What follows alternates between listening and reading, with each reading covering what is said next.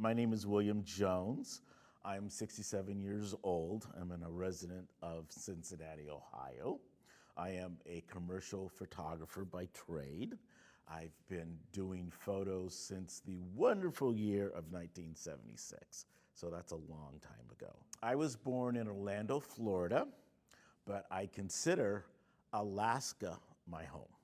My father was military, and that connects to why I did my part of the Green Book. So I was born in Florida. I've lived in Utah. I lived in Wisconsin. I've lived in Phoenix. I went to school in Los Angeles. I went to school in San Francisco. I went to school in Savannah, Georgia, and stuff. And I lived in Baltimore, Maryland. And from Baltimore, Maryland, that what brought me to Ohio, which I was up in the Dayton area for a while, and then my lovely wife got a job at Xavier, so we migrated down to the wonderful city of Cincinnati. My father was in the Air Force, and he was in the Army. He did a stint in both of them, retired from both of them. For me, I know for a lot of, quote, military children, they didn't like it because they moved all the time. I absolutely loved it. I loved the fact that I knew in 3 years, no matter what trouble I got into, I will be gone. I got a fresh start. So I love traveling, even to this day, and that was part of the Green Book. I love getting in the car, and I love driving, and I love stopping and seeing. I prefer to drive over flying a zillion times and stuff. So I like being active. But my father, I would say, typical kind of, if I can say that, military, kind of guy, very regimented. My mom was,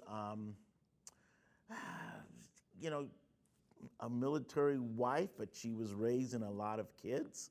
We kind of raised each other. My parents were my parents. They were wonderful people. I'm not saying they were Ozzie and Harriet or Cluxtables or whatever, those people. But they were wonderful people, good parents. There was a total of 9 of us, and I am the 3rd oldest, and then the youngest is 51 maybe, and I am, what did I say, I was early 67? Yeah, and stuff. So a lot of brothers and sisters. Most of them do still live in Alaska, but I live here. It's kind of funny, they live in Alaska, but my father grew up in Ohio, in Cleveland and stuff. So I think that's kind of funny. Again, my mother is from Orlando, Florida. My father is from Cleveland, Ohio. And then the rest of the family, like I said, we lived all over, but most of them are up in Alaska. So we consider, even I consider Alaska truly to be home. And so, Anchorage and stuff. So I clearly remember, this is going to tie in, you're going to get me going. This is going to tie in a little bit to the Green Book. But I clearly remember times in Florida where we would take the bus to places, and I would sit in the front seat, and I was not allowed to do that. I clearly remember my grandfather grabbing me and said, "You can't sit there." And me not understanding, well, why can't I sit there? It's an empty seat and stuff. So I clearly remember things like that. I mean, it wasn't, growing up in Florida, we lived in our neighborhood in Orlando, so I wasn't exposed to a lot of stuff, but I just remember those kind of little bitty things, those, that kind of, like, why can't I sit there and stuff? And to tie into this even more, part of the reason I did the Green Book, because I remember we would drive, being a military family, we would drive the places when my dad got relocated, and we would be tired, station wagon full of kids, and I'd like, why can't we stop? And our parents would not let us stop. They would not stop. They go, no. And you go like, what, why can't we stop there? Because there was a hotel that said vacancy and stuff, and they knew. They didn't share it with us, but they knew. And even a few years, when I started this project, I talked to my father about that, and like, why didn't you tell us? And it's like, I'm not going to explain to my children racism and how you're not welcome. You just don't do that, But he was very much aware of the Green Book and things like that. So, no, I was not aware of him using it. I wasn't I was a kid. The world was good. I had a bicycle, so the world was good. But I am aware, once I started the project, we would talk about little pieces of it and stuff. And actually, I've found older folks like my father's age, they didn't really want to talk about it. There was a lot of things they did not want to talk, and that was one of them, and stuff. So I got this project started couple years ago. I watched a video on the Green Book, and I just thought it was great. I just said, oh my goodness, I love this. And I said, I could apply this because I like driving everywhere. Like when we go to Florida, I prefer to drive. My wife prefers to fly. So I would drive, and I said, if I do that, then I can stop at all these little places along the way, because I am a photographer and I love taking pictures, and I can do pictures. So it was kind of a reason for me to make all these stops. And then, I've done 22 states, and it's just kind of building and building and building and stuff. And it's interesting because you go to these places, and sometimes I run into people with stories.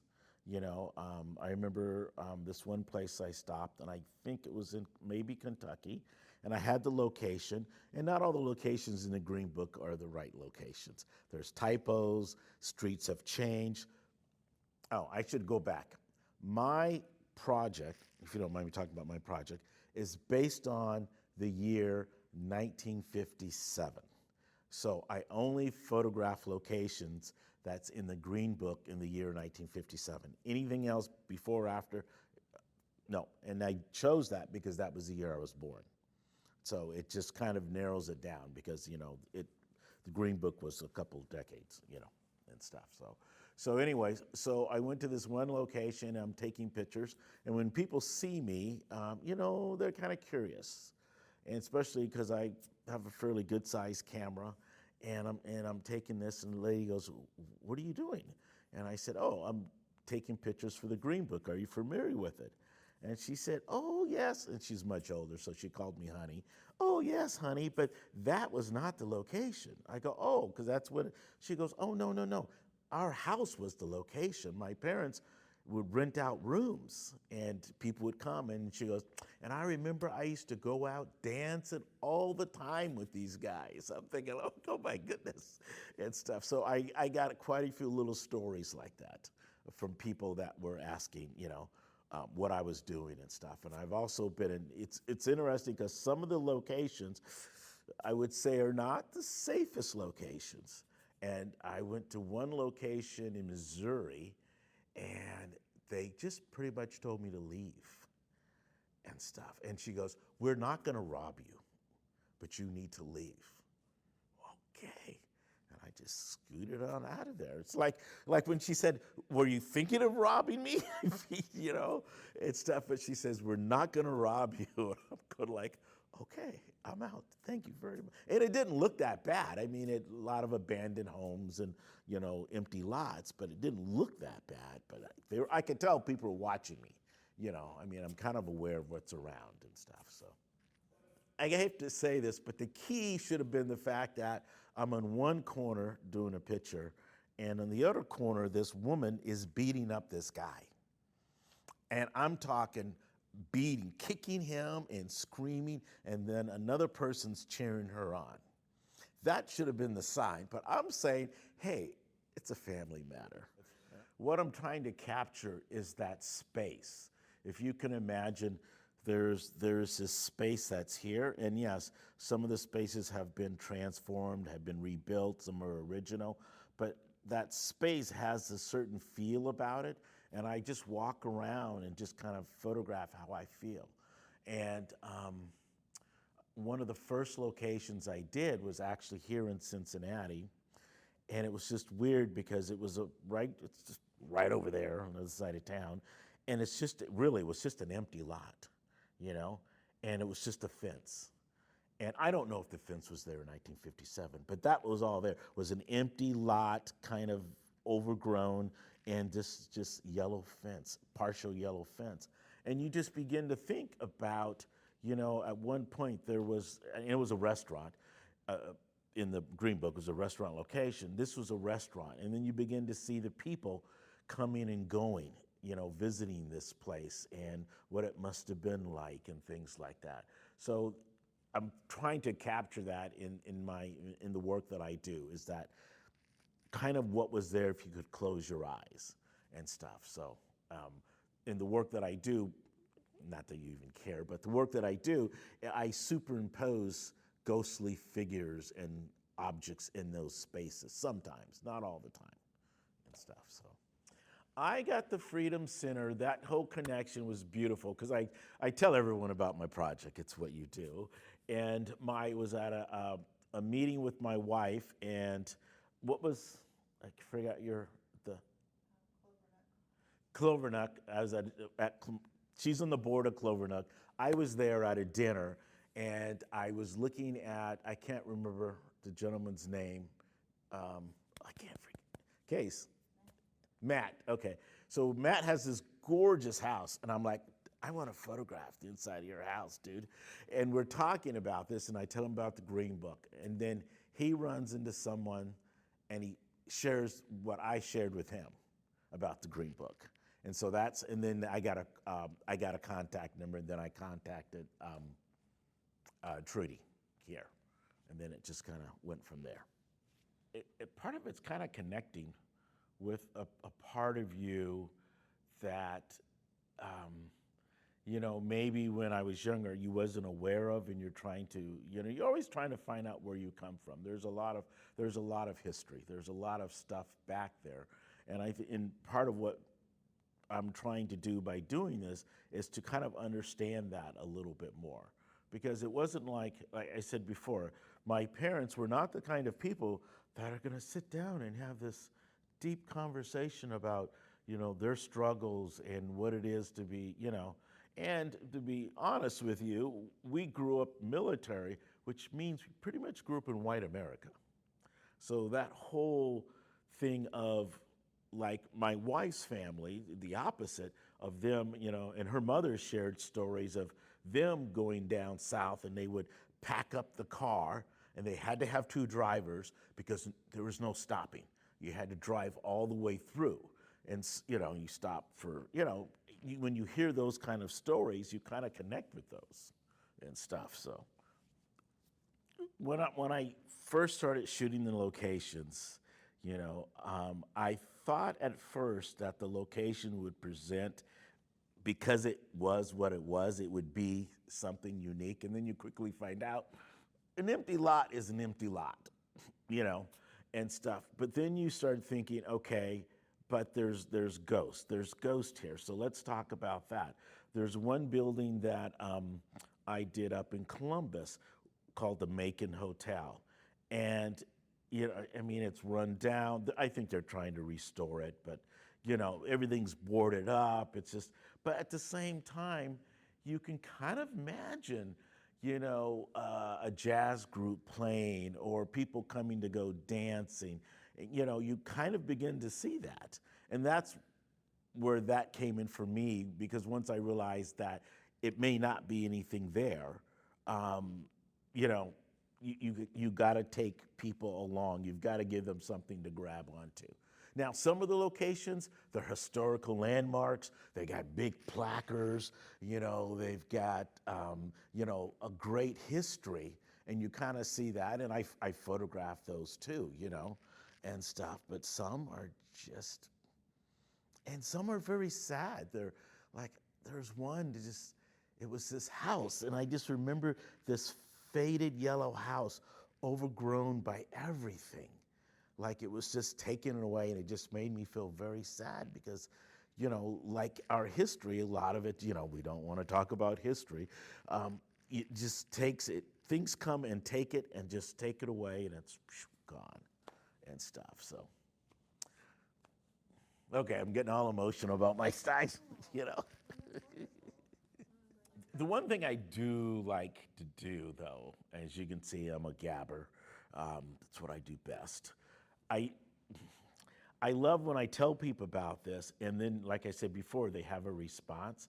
It allows me to kind of dive into their backstory.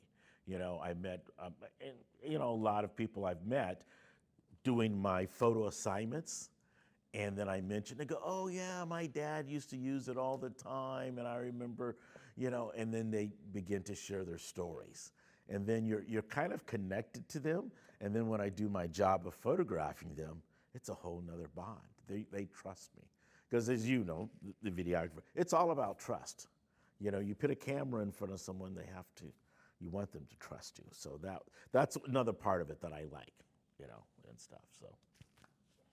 And I'm gonna go on record, I just thought, you know, at work, I work for a corporation up in Dayton. Our department, the marketing, we had to look at the Green Book movie and discuss it, right? And I was just so like, it talks very little about the Green Book. It really doesn't. And I just like, oh, it drove me crazy. Although I did like, the movie was fine, don't get me wrong, but I just think there was another approach that they could have done to got into, you know, deeper.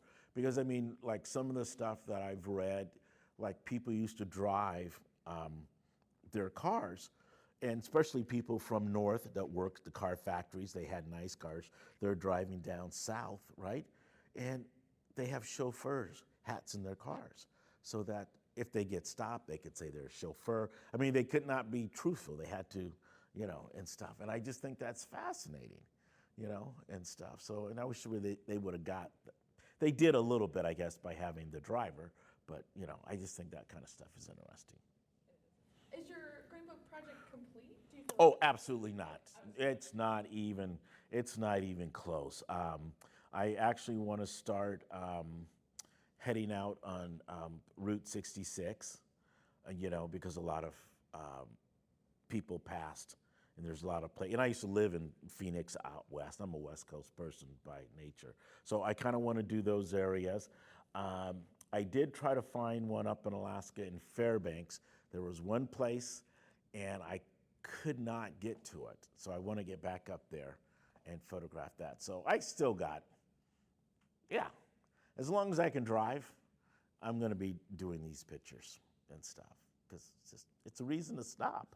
You know, it's a reason you're driving and like, let's veer off that path and let's go there and let's go there and stuff. So I don't know if there's any Green Book locations. Be interesting if there are on the reservations out west. Huh, I got to look into that. That would be cool. That would be wow.